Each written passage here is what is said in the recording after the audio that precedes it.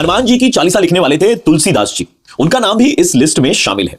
कहा जाता है कि तुलसीदास जब चित्रकूट में रहते थे तब जंगल में शौच करने जाते थे और शौच का जल जो बच जाता था उसे वो एक शमी वृक्ष के ऊपर डाल देते थे। उस पेड़ के ऊपर एक प्रेत रहता था।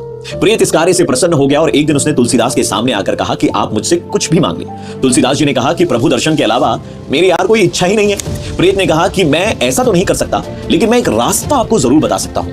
वो ये कि जहां कहीं भी हरि कथा होती है वहां हनुमान जी किसी ना किसी रूप में आकर बैठ जाते हैं। मैं आपको इशारे से बता दूंगा और फिर वो आपको प्रभु दर्शन करा सकते हैं। तो एक बार कहीं राम कथा चल रही थी और हनुमान जी कुष्ठ रोगी के रूप में वहां पर आकर बैठे। तभी प्रेत ने तुलसीदास जी को इशारा करके बताया कि वो देखो हनुमान जी। तुलसीदास जी ने हनुमान जी के पैर पकड़ लिए और कहा कि मुझे भी प्रभु श्री राम से मिला दीजिए। तब हनुमान जी ने भगवान के उन्हें दर्शन करवाने का वचन दिया। फिर एक दिन मंदाकिनी के तट पर तुलसीदास जी चंदन घिस रहे थे।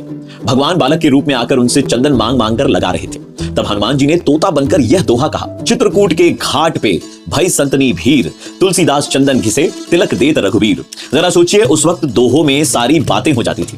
जिसको समझना होता था वो इन सारी बातों का सार समझ जाते थे। और इसी तरह से हनुमान जी के कारण तुलसीदास जी को उनके प्रभु श्री राम के दर्शन हुए।